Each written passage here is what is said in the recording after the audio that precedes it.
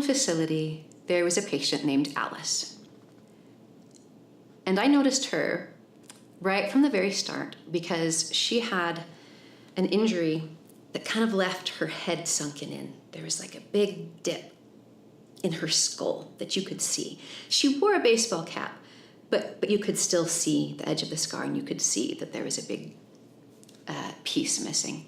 And I found it very uncomfortable and distasteful to look at. So I tried to avoid seeing her. And if I saw her coming down the hall, I would look the other way or find a reason to be somewhere else.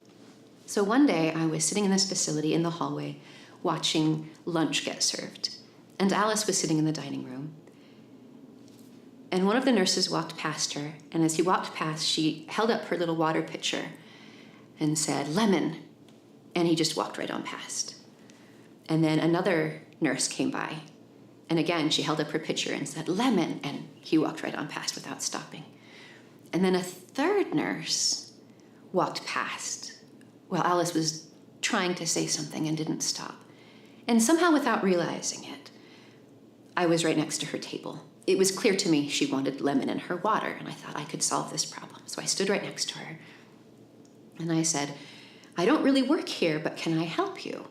And she held up her pitcher again, and she said, not lemon, which was what I was expecting, but she said, 1, 2, 3, and then she said a very, very bad word. And I just looked at her, and she said it again, 1, 2, 3, and said that bad word. And I understood somehow.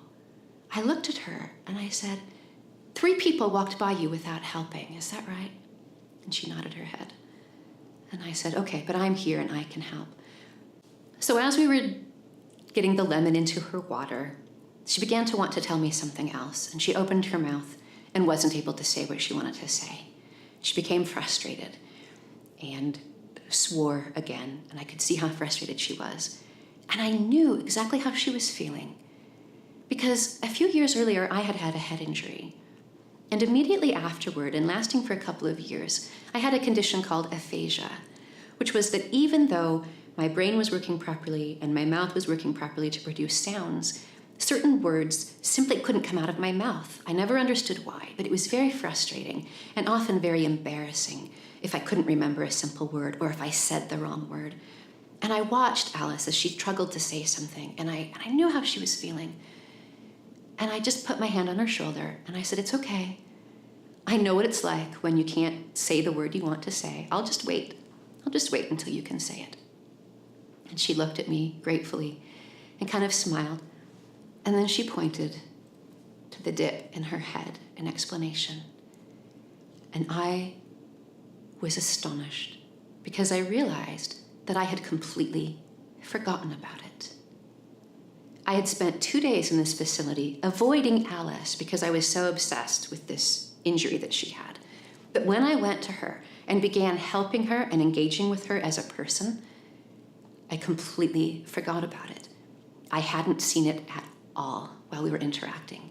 And in fact, when she pointed it out to me, it didn't look disgusting. It didn't look grotesque. It just looked like the mark of a human being with an injury that I could empathize with because I had, to a small degree, the same thing myself. And that, for me, was the beginning of the shift.